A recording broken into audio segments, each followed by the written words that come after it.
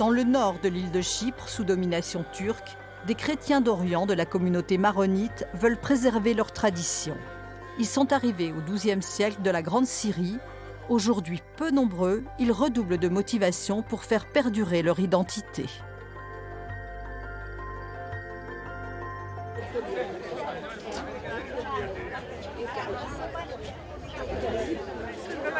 Dans la tradition catholique maronite, le jour des morts, tout le village se retrouve au cimetière.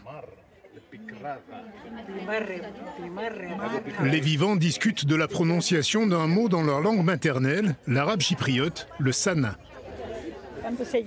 On est né avec le sana, on mourra avec le sana. Avec mes enfants, avec la famille dans le village, avec ma sœur, on parle sana toute la journée à la maison. Pas du tout de grec. Les petits-enfants parlent grec parce qu'ils vont à l'école grecque. Antonis, le fils, regrettera toute sa vie ne pas avoir enseigné le sana à ses enfants. C'est en 2004, au moment de l'entrée de Chypre dans une UE soucieuse de ses langues minoritaires, qu'il en a pris conscience. On avait entre les mains quelque chose de très important, qu'on avait abandonné. Quand on a réalisé ça, on avait déjà perdu beaucoup de terrain. Mais on dit qu'il n'est jamais trop tard. Le sana compterait aujourd'hui moins d'1 millier de locuteurs. La linguiste Marilena Kariolemou est la spécialiste du sana, un dialecte arabe périphérique dont l'histoire présente des similitudes avec le maltais, mais qui reste tout à fait unique. Elle a évolué d'une manière très particulière parce qu'elle a été isolée du reste des variétés arabes et elle a toujours été en contact avec le grec, donc elle a une structure qui est très particulière. C'est pour ça qu'on l'appelle aussi variété arabe de Chypre, on ne la trouve qu'à Chypre. Et donc c'est une langue des migrants médiévaux qui se sont installés à Chypre et qui ont décidé de rester à Chypre et d'en faire leur patrie, quoi. Et cette patrie a pour capitale Kormakitis, située au nord de l'île. Il y avait dans cette partie de Chypre, au moment de l'invasion de l'armée turque en 1974, 4 villages maronites. Kormakitis est le seul à avoir gardé ses habitants. L'église, dédiée à Saint Georges, le patron du village, est devenue un sanctuaire pour l'art sacré des paroisses voisines. Ces icônes sont préservées ici depuis 60 ans. L'origine, c'est syriaque, c'est l'ancien Syrie. Mais peu à peu, le maronite vient à Chypre et suivant les différentes conquêtes, ils apportent avec eux leurs caractéristiques qui sont linguistiques, c'est la langue, c'est la sana, qui sont culturelles, c'est l'iconographie, qui sont aussi liturgiques. Kormakitis a connu des heures sombres entre 1974 et 2004. La ligne verte entre les deux entités de Chypre était quasi infranchissable. Aujourd'hui, même si les drapeaux de la République turque de Chypre du Nord et de la Turquie flottent sur le village, l'ambiance est apaisée. La circulation entre les deux parties de l'île est fluide, les familles sont réunies et certains se réinstallent à Kormakitis. Je suis né à Kormakitis. J'ai grandi ici et après je suis allé du côté grec pour travailler et fonder ma famille. Après 1974, nous sommes restés là-bas, côté grec. Nous venions ici, mais là, il y a un plan gouvernemental de réinstallation et beaucoup de villageois viennent et restent au village. Aneta Mavrokana, la patronne du café, fait partie de la 50aine d'habitants qui n'ont jamais quitté le village, même quand leur famille, installée au sud, n'avait qu'un droit de visite par mois. Elle a contribué à ce que Kormakitis conserve son âme maronite. On n'avait pas de pression pour quitter le village. On a pu continuer notre vie. Au début, on avait un peu peur parce que c'était quelque chose de nouveau. Mais petit à petit, ils étaient bien avec nous. Et on était enclavés et on était peu nombreux. Le 3 novembre, c'est l'effervescence à la chapelle Saint-Georges, à l'endroit où les premiers maronites auraient débarqué au XIIe siècle. En fait, ce jour-là, la Saint-Georges des Semailles. La plupart des habitants sont là pour écouter le curé du village, un représentant du Vatican, et l'archevêque maronite de Chypre, qui est traditionnellement libanais.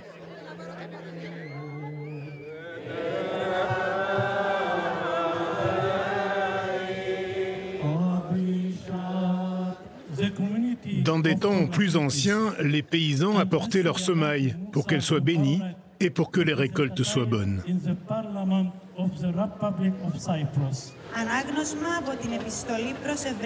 La messe est célébrée en 3 langues. Le Sana,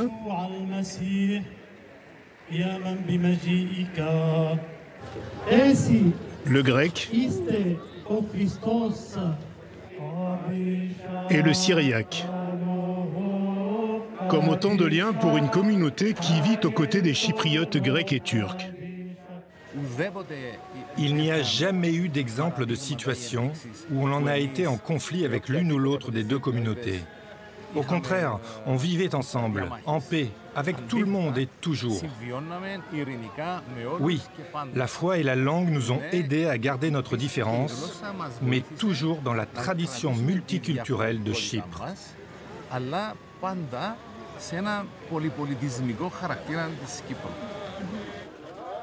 Bientôt, la fumée des barbecues remplace celle de l'encens et tout le village communie autour des tables. Ici, celle de la famille de Ninos Francia. Ninos a 70 ans, il a vécu 20 ans en Australie avant de revenir à Chypre et retrouver la tradition de son enfance. Nous essayons de garder le village à tout prix. Moi, mes enfants et mes petits-enfants sont venus. Nous essayons de transmettre la tradition à nos enfants et petits-enfants pour qu'ils se rappellent dans l'avenir que nos grands-parents déjà préservaient cette tradition.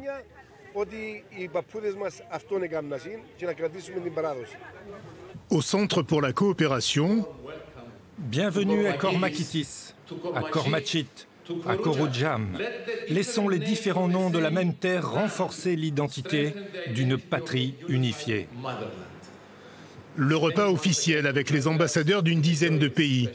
Dirigé par Antonis Skoulos, le centre est ouvert aux deux communautés chypriotes, turques et grecques, comme un trait d'union, un apaisement. Pas facile en effet pour des chypriotes grecs de vivre au nord. Si tu veux vraiment vivre et t'épanouir à Kormakitis, il faut le vouloir d'une façon sentimentale.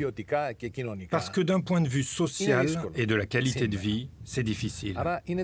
Aujourd'hui, donc, c'est le sentiment qui va te pousser à vivre ici. Sans sentiment patriotique, c'est pas facile. L'avenir du village est lié à la résolution du problème chypriote, au point mort depuis des années entre la République de Chypre au sud et la République turque de Chypre du nord, reconnue seulement par la Turquie. Yanakis Moussas représente au Parlement les Maronites, l'une des 3 minorités religieuses reconnues. Il appelle de ses vœux la création d'une fédération binationale, comme préconisé par l'ONU. Il y a un grand danger qui nous fait peur. C'est la partition de l'île et l'instauration de frontières strictes. Tout cela nous effraie énormément et nous ne voulons pas que cela se produise, car si cela arrive, nous serons en très mauvaise posture. La survie du village repose aussi sur l'école, qui vient de rouvrir après 27 ans. C'est l'école qui nous a poussés à nous réinstaller. Avant, on devait faire les allers-retours à Nicosie. Et maintenant, on a l'école à 5 minutes de la maison.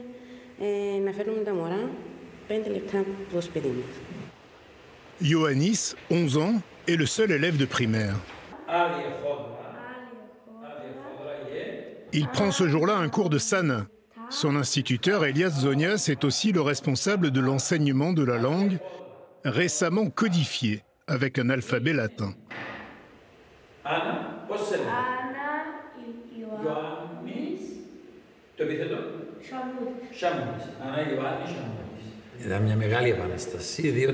C'était une grande révolution parce que cette langue est orale.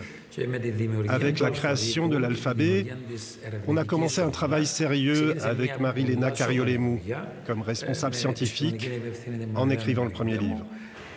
Bien sûr, à Kormakitis, Ioannis suit le cursus classique de l'école chypriote grecque.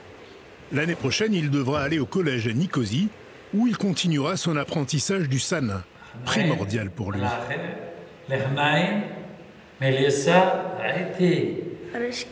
J'aime bien parce que ma grand-mère et mon grand-père, tout le monde parle et moi je ne comprends pas. Est-ce que tu commences à comprendre? Oui, des mots. La maternelle a elle aussi commencé à accueillir des élèves, dont Petros, le frère de Ioannis. Leur petite sœur débutera l'année prochaine et un autre enfant est à venir dans la famille. Kormakitis et sa tradition devraient survivre.